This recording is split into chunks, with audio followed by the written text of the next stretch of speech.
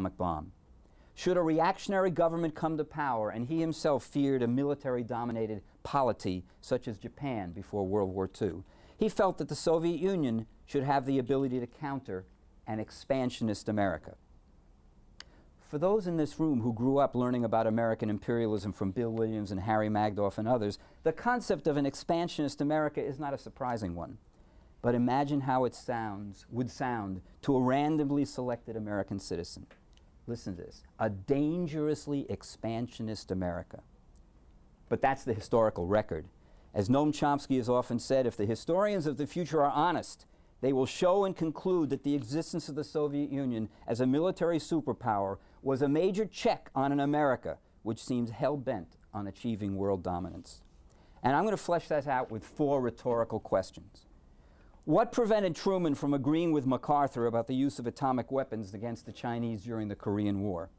What prevented Eisenhower from endorsing the use of nuclear weapons to keep the French from being defeated at Dien Bien Phu?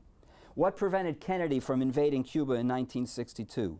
What prevented Johnson and later Nixon from killing virtually every person in Vietnam in order to win between 1965 and 73?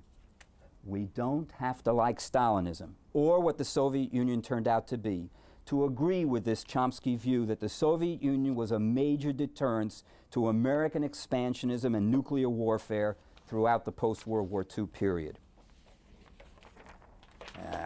Well, it's nice that you're applauding, but I can't find where I was. All right. All right, well, let's see. Before he died. All right. I have the testimony. I am sorry, Rob. This is not as much fun as it should be. All right. So, we now have the right wing in the person of my least favorite historian, Ronald Radosh, who says, you see, Venona and Morty's statement proves I'm right. Well, he was right the way a broken clock is right 2 times every day. His book remains a travesty of historical research, as anyone who has carefully read my chapter in the 2nd edition of We Are Your Sons and its footnotes can clearly see. But his current argument and the arguments of Clare and Haynes must be confronted head-on, because they are using the Cold War prism to look at 1940s activities.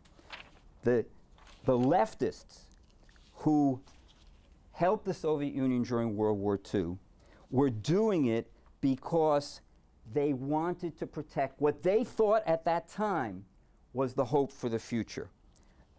And once the Cold War had started, all people who supported the Soviet Union in that period, suddenly their actions were redefined in Cold War terms as anti-Americanism. And that is, I think, the major failing of the right-wing approach to this new evidence. And that's what I think we ought to be fighting about.